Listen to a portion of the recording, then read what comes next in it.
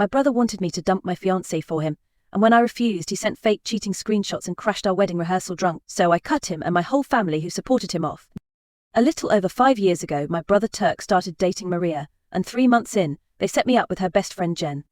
A few months into Jen and I dating, I walked in on her and Turk doing it in my bed. I immediately called Maria and we confronted Jen and Turk. They dumped us and 2 days later started dating each other. Throughout the next little while, Maria and I started talking, and 4 months later, we officially started dating. 6 months after that, Turk found out Jen was cheating on him, and so he started begging Maria for another chance. He showed up to her house unannounced, and I cut contact with him after he tried breaking into her house while she was home alone. Fast forward to now, Maria and I are getting married. My parents were invited, but recently my mom called me and pressured me to invite Turk. She asked me not to break the family over silly drama. I told her Turk's not coming, but she refused to see my point. I eventually uninvited her and my dad. Not even minutes later, Turk started blowing up my phone. I ignored him at first, but as the days went on, his texts turned into calls and curiosity got the better of me. Part of me thought maybe he wanted to make amends. So after stewing on it for a while, I agreed to meet him for coffee. I figured it couldn't hurt to hear what he had to say. If nothing else, maybe I'd get some closure. The cafe was quiet when I got there, and my brother was already sitting at a table waiting. I sat down, ready to let him speak first, expecting an apology, but he didn't apologize. He didn't even mention the past. Instead, he went straight to what he really wanted. He said I needed to break up with my fiancée.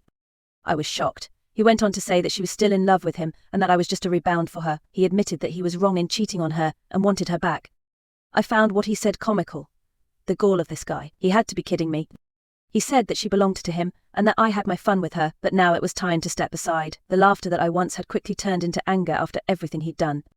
Now he was trying to take her away from me. I stood up, not willing to entertain this any longer. I told him that he'd lost it. But before I could walk away, he grabbed my arm and said I'd regret this if I didn't do what he said. I snatched my arm away and told him he was just upset because my ex cheated on both of us, and now he's missing what he can't have. There would be nothing to separate me and Julia. He said she'll come back to me eventually. You'll see. I walked out without another word. The person who had destroyed my last relationship was now trying to destroy this one too. When I got home, I told my fiancée what had happened. She was shocked but not entirely surprised. I always knew he was unstable, she said, but I didn't think he'd stoop this low. We decided to move on, ignoring my brother's craziness and focusing on the wedding. For the next few weeks, everything seemed to go back to normal. We were finalizing wedding plans, tasting cakes, picking out flowers, and trying to enjoy the happiest times of our lives. But then the texts started. At first, they were just random anonymous messages claiming my fiancé was cheating on me. I ignored them. It was easy to write off as some troll or prankster, but then they became more specific. Screenshots of fake conversations were sent to me, showing her supposedly flirting with other men. The messages were so obviously doctored, but it still rattled Julia. She didn't like the idea of someone out there trying to sabotage our relationship. It didn't take me long to suspect who was behind it. I confronted my brother and told him I knew that he was the one sending the texts. He of course denied everything, acting like he had no idea what I was talking about. I didn't believe him, but without proof, what could I do? The texts started coming late at night, sometimes after midnight, and they became more frequent. By the third night, it was getting harder to ignore. Then, the calls started. At first, they'd hang up the moment we answered. But one night, around 1 a.m., I picked up, and this time, the person didn't hang up. "You're going to regret marrying her," a voice whispered to me. It was low and hard to recognize. They said that Julia would ruin my life, and I'd be sorry. I hung up, feeling sick. My fiancée was sitting up in bed, her face pale. She knew that it was my brother by the look on my face. The calls kept coming every night. That's when we'd had enough. We took everything, the texts and the call logs, to the police, hoping they could help. But after an hour of explaining, the officer shook his head. He said without more evidence, "There's not much we can do," and offered that we could try changing our numbers and blocking them, but they can't track anonymous numbers easily. This is harassment, but it's not enough for them to take action yet. So, that night, we changed our numbers. For a few days, things were quiet. I thought maybe we were finally free from it. But then, a week later, new anonymous accounts started messaging us on social media.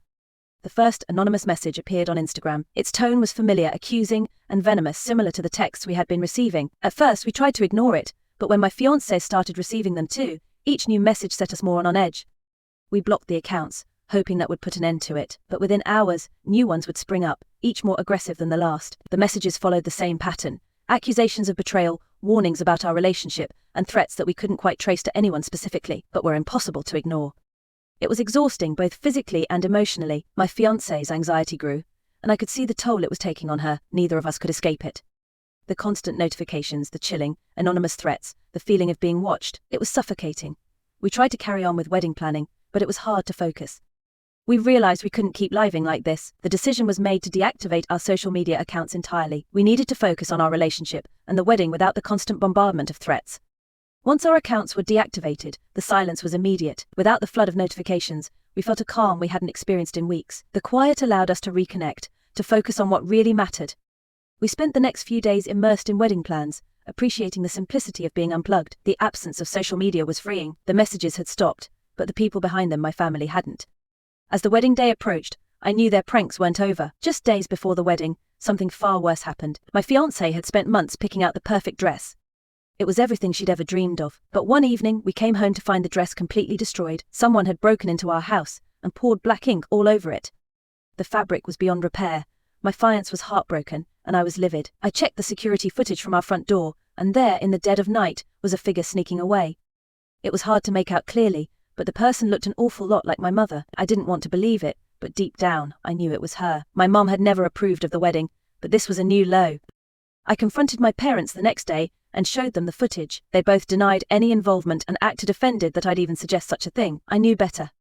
I knew my family, and they were capable of anything to get their way. At that point, I realized my parents were just as toxic as my brother. They weren't just passively enabling him, they were actively trying to ruin my life. But with the wedding just days away, I couldn't afford to get caught up in another fight. My fiancé and I scrambled to find a new dress, and by some miracle, we managed to get a replacement just in time. The night before the wedding, we had our rehearsal dinner. Everything was falling into place, and I was finally starting to relax. It had been a roller coaster, but I was about to marry the love of my life, and nothing else mattered. That is, until my brother showed up, uninvited. He stumbled into the rehearsal dinner, drunk and reeking of alcohol. I saw him from across the room. He slurred his words, and his eyes were bloodshot. Before I could stop him, he started shouting across the room. "She's a gold digger," he yelled, and pointed a shaky finger at my fiancé. The whole room went silent. My fiancé's face turned pale. I could feel the rage building inside me, but I knew I had to keep calm. I wasn't going to let him ruin this moment.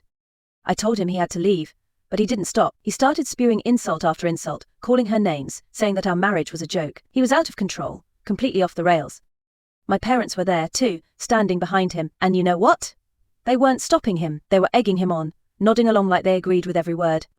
They yelled, saying our marriage wouldn't last, and that Julia would take everything I had, and leave me just like she left my brother. I saw red. I stormed across the room, grabbed my brother by the arm, and dragged him outside. He kept fighting me, yelling all the way. I shoved him toward the door, telling him to leave and never come back. "You're not welcome at the wedding. You're not welcome in my life." I spat at him. He stumbled backward, falling into the bushes, still yelling. I turned to my parents, hoping they'd at least have the decency to leave quietly, but instead, my mom crossed her arms, glaring at me like I was the one in the wrong. Before leaving, my mom said I was making a huge mistake, and reminded me they wouldn't be there to clean up the mess when everything fell apart. Without another word, I turned my back on them and walked back inside. The damage was done. The rehearsal was in chaos. My fiancé was in tears, and everyone else was staring at me like they didn't know what to say. I felt like my entire world was crumbling around me, but I refused to let them win. That night, I sat with my fiancé, holding her as she cried. She kept asking why they hated her so much, why they couldn't just let us be happy. I didn't have an answer. All I knew was that I had to protect her from their toxicity. The next day, we were hours away from our wedding, and I had to make sure nothing would stand in the way of our happiness. Early that morning, I got a phone call from one of the staff members at our wedding venue. He sounded hesitant as he told me what had happened.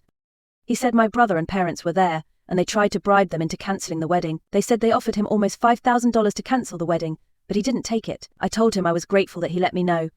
I didn't even hang up the phone. I dropped everything and drove straight to the venue. When I got there, my brother and parents were still arguing with the staff, trying to convince them to ruin my wedding.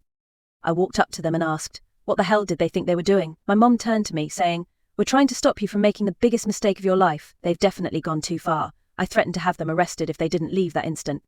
They looked at me like I was the crazy one. My brother tried to argue, saying he was just trying to help me see the truth, but I wasn't listening. I was done. I didn't care what they had to say anymore. I said, "Get out." And for the first time in a long time, my mother looked shocked. She hadn't expected me to stand up to them like this. I was done being their punching bag. They left. I guess they finally realized that they had lost. As they walked away, I felt a weight lift off my shoulders. It was like I could finally breathe again. The wedding went ahead as planned. We had extra security to make sure my family didn't try to crash it. But everything went smoothly. My fiancé and I exchanged our vows in front of our friends, and were surrounded by people who actually loved and supported us. It was the happiest day of my life, despite everything that had happened. Julia was the most beautiful person I had ever seen, and I was excited to finally start our lives together. As I stood there, holding my wife's hand, I knew I had made the right decision. Cutting out my family was hard, but it was necessary. They had crossed every line imaginable, and there was no coming back from that. In the end, I realized, family isn't always about blood. It's about the people who stand by you, support you, and love you unconditionally. My brother and parents had shown me that they were never going to be those people, and that was okay. I had my wife, and for the first time in years, I felt like I could finally move forward.